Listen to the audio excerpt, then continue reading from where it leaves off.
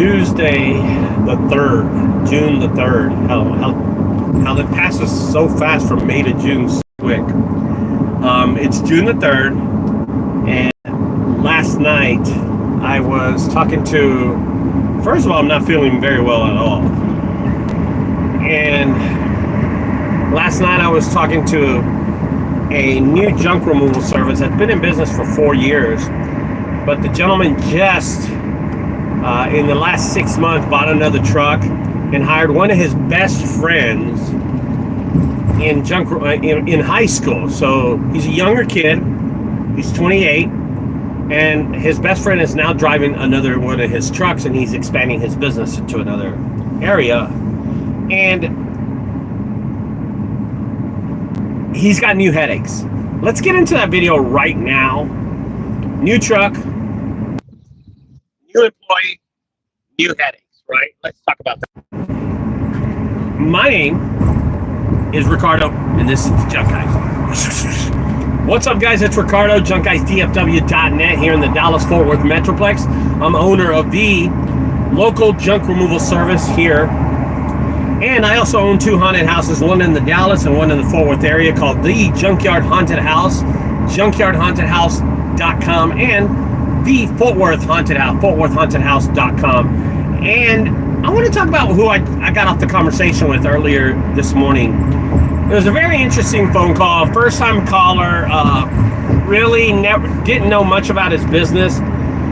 He's been doing this for 4 years, and his business has grown out of the city that he's been. So I think I told him that I can mention where he's from. He's from Atlanta, and he's got one truck, and he had one truck for about 3 years, and about 6 months ago he bought another vehicle, and then he hired his best friend in high school, and now it's him driving one truck, and then they have an extra guy that they use off and on, but he's not a full-time employee. They just pay him cash all the time. And then they have his buddy, and we're going to call him Darren. And Darren, his buddy, drives another vehicle. Okay? And they drive all the, they leave the yard all the time, and they borrow their uncle's yard. He has a big farm, and they borrow his barn to store the vehicles. That's about it. So I'll talk to you about that right now, about the headaches that he's dealing with on a daily basis. So the other day he said he had 4 jobs on the schedule. He was going to do 2, and Darren was going to do 2. And that's one problem right there. That is one problem. 4 jobs on the schedule for 2 guys? Okay. I was with my son, Maddie, the other day, and he had 7 jobs on the schedule. And he was doing them all by himself. Today I have 4 jobs on the schedule, and I'm doing them all by myself. When you have 4 jobs on the schedule, do you really need another person?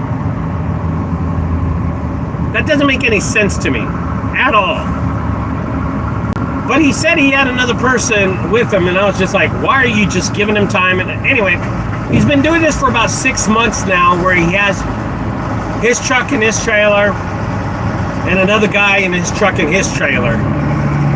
And they've been doing this for about 6 months, and he says to me, to be honest with you, Ricardo, I'm kind of stuck in a situation where I'm making more money, but I'm not seeing more money.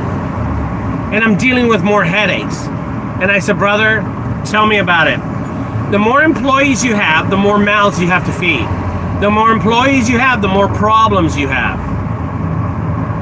The more employees you have, the more questions you need to answer.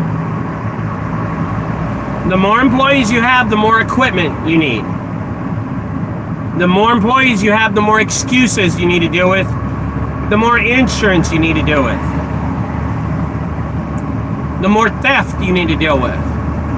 The more payout for salaries you have to pay. You got to deal with. More money, more problems, more decisions. He was telling me they had 4 jobs the other day, and that his employee called in sick. He said, no problem, I'm going to drive my car and I'm going to use your truck because my truck needs gas and I don't want to get gas. He said, no problem. He shows up to the yard to use the other guy's truck and trailer, and they got a flat right off the bat. And he calls the employee and he says, hey man, you got a flat. Why didn't you tell me? He said, he goes, I was going to fix it, but I'm feeling sick today. I can't go to work. And he goes, man, I got to deal with this stuff. He could have told me that yesterday. He said he forgot, he got really sick, he went to sleep. I was like, those are the small problems you're going to deal with. So here's another one he told me. He goes, yeah, I called my employee the other day, and I'm asking him questions about the schedule, and he could tell he was driving to a job, but he can hear somebody in the passenger seat, like somebody else in the truck. And he said, who's that? He said, oh, it's my girlfriend. She has off from work and she wanted to see what I can do. Do you mind if I bring her? He goes, well, dude, you didn't ask, but I guess. That's another problem. So not only do you have one liability in the car, you have two liabilities, if you know what I mean. See what I mean, guys?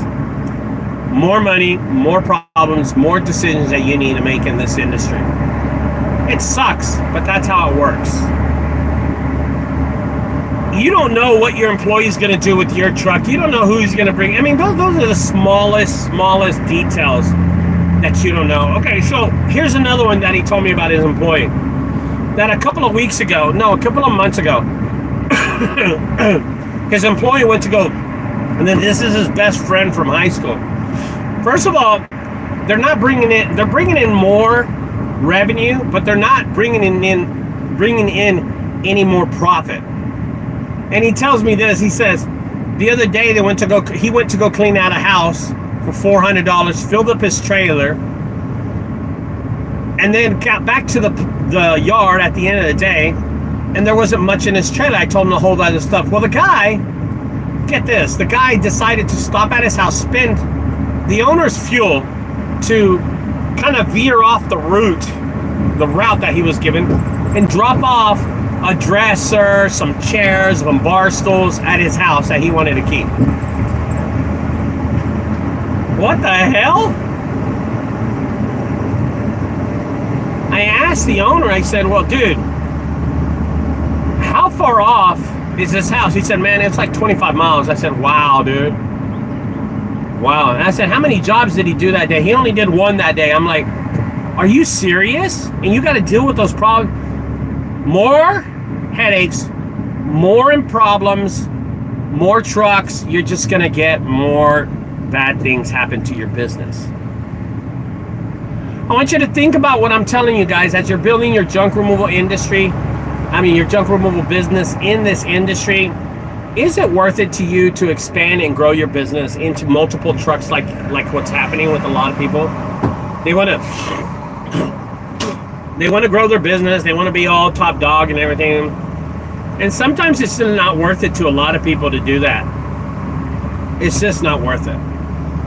So be aware of what you're stepping into,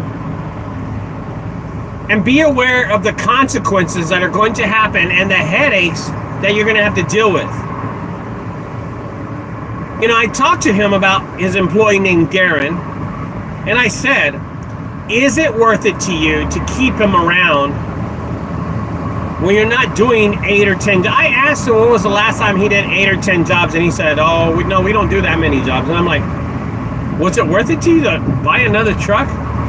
And he's a younger guy, and I'm going to tell you what happens to younger people like this. They get itchy. They get a feeling in their hands because they have so much money on them. And with that extra money that they have on them, they feel they got to spend it or it's going to dissolve in their hands or something. Sometimes it's just not worth the headache to have another truck and another employee. If you wanted to hire your best friend out of high school, use him as a part-timer. It's not your job to keep him in business. It's your job to keep your business in business.